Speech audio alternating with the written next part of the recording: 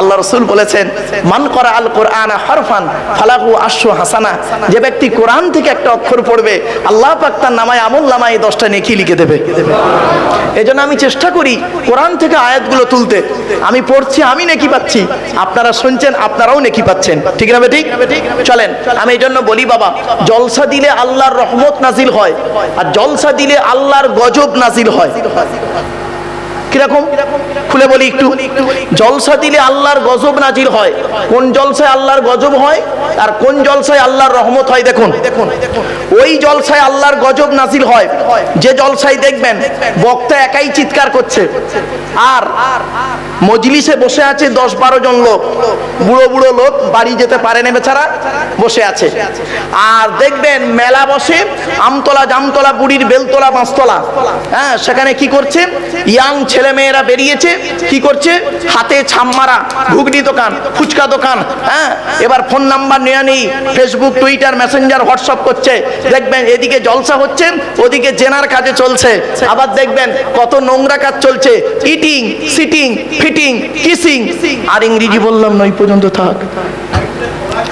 তো না বাবা, বাস্তব বলছি, মানে ইটিং, সিটিং, ফিটিং, কিসিং, আর বললাম না ইংরেজি, ওই বন্ধ থাক। তো এত কিছু করার পরে শুনবেন, জলসার পরের দিনে শুনবেন কটা ধরা পড়েছে, কটা পালিয়ে গেছে, কটা নষ্ট হয়েছে। সারা রাত জলসা শোনার পরে সকালবেলা ধরা পড়লে ধনঞ্জয়, আর না ধরা পড়লে ইনজয়। রাগ করো না বাপ। ওই জলসা আল্লাহর গজব নাজিল হয়, আর কোন জলসা আল্লাহর রহমত নাজিল হয়? চলুন, কোরআন বলছে, আমি বলিনি বাবা, চলেন কোরআন বলছে, ওয়া ইযা কুরিয়াল কুরআনু ফাসতামিউ লাহু ওয়া আনসিতু লাআল্লাকুম তুরহামুন। 9 নম্বর পারার 15 নম্বর পৃষ্ঠা 12 নম্বর লাইন, সূরার নাম সূরা আরাফ।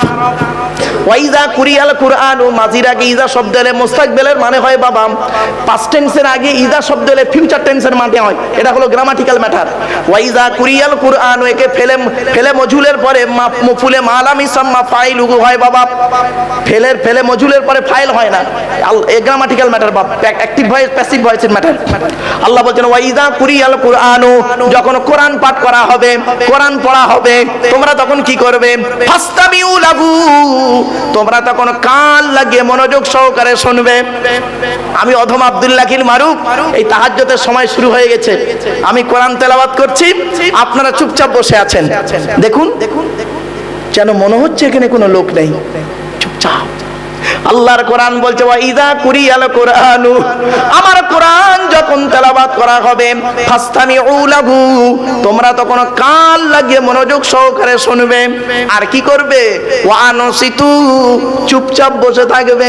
তাই আমি হতভাগা আব্দুল্লাহ কিল মারুফ কোরআন তেলাওয়াত করছি, আপনারা কান লাগিয়ে মনোযোগ সহকারে শুনছেন আর চুপচাপ বসে আছেন।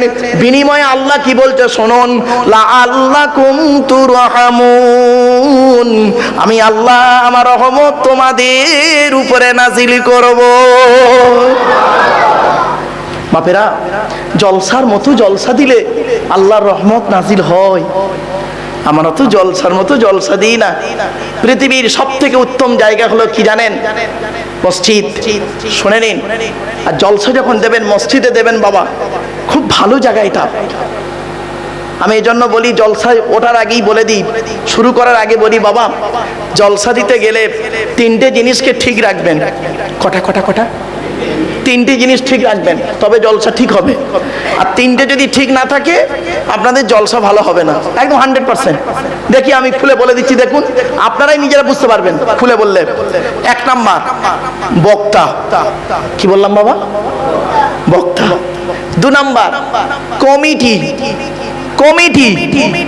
3 নাম্বার শ্রোতা।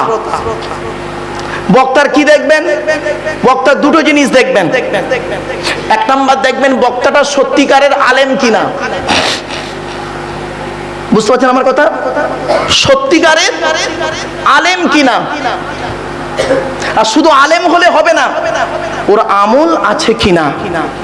বক্তাটা 5 ওয়াক্ত নামাজ পড়ে কিনা, বক্তাটা ওর বাম্মার ভাত দেয় কিনা, বক্তাটার চরিত্রটা ঠিক আছে কিনা, বক্তাটা রমজান মাসে রোজা রাখে কিনা, একটু খবর নেবেন বাবা।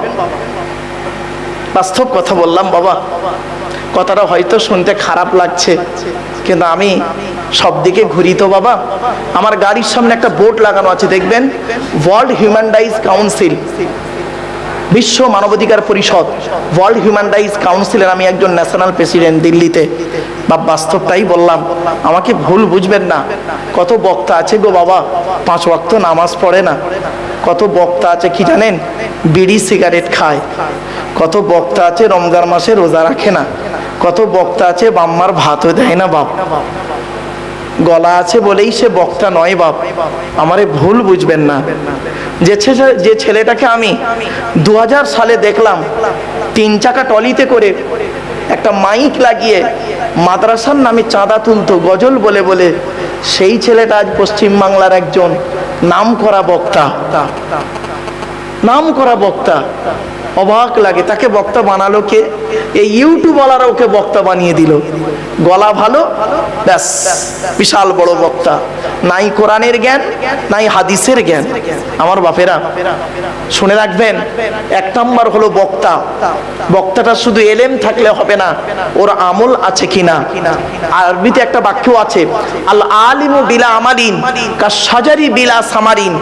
আমল বিহীন আলেম ওই রকম, ফল বিহীন গাছটা যেরকম। যে গাছের ফল হয় না, সে গাছের যেমন কোনো ভ্যালু থাকে না। যে আলেমের আমল নাই, ও আলেমের এলেমের কোনো দাম নাই। 2 নাম্বার হলো, রাগ করবেন না বাবা, 2 নাম্বার হলো কমিটি। জলসা কমিটি আলাদা আর মসজিদ কমিটি আলাদা। রাগ করবেন না বাবা, জলসা কমিটি হতে গেলে কমসে কম বাপ 3টে গুণ তার থাকতে হবে। আর মসজিদ কমিটি হতে গেলে এই কোরআনে আছে 5টা গুণ লাগবে। যাকে তাকে মসজিদ কমিটি করবেন না বাপ। মসজিদ কমিটি হতে গেলে 5টা গুণ লাগবে।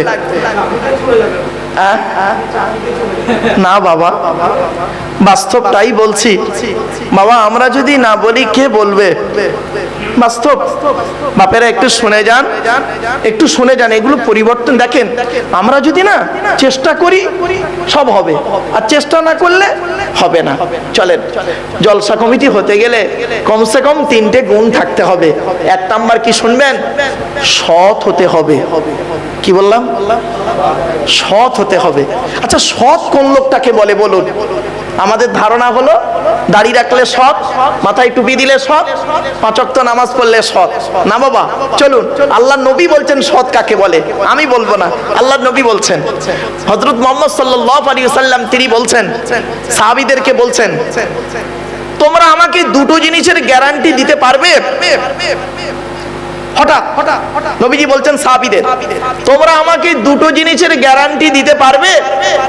তখন পেছন থেকে একজন সাহাবী বলছেন, ইয়া রাসূলুল্লাহ, আমরা যদি 2টো জিনিসের গ্যারান্টি দিই, বিনিময়ে আপনি কিছু আমাদের গ্যারান্টি দেবেন?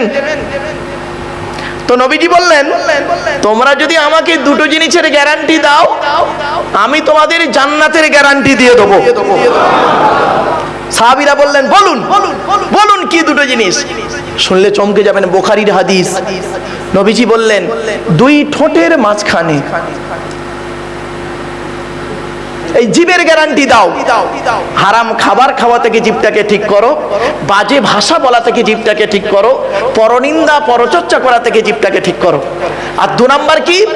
2 রানের বীজখানে, 2 রানের বীজখানে মানে লজ্জাস্থানের গ্যারান্টি দাও। 2 ঠোঁটের মাঝখানে, 2 রানের বীজখানে 2টো জিনিসের গ্যারান্টি দাও, তাহলে আমি মুহাম্মদ সাল্লাল্লাহু আলাইহি ওয়াসাল্লাম তোমাদের জান্নাতের গ্যারান্টি দিয়ে দেবো।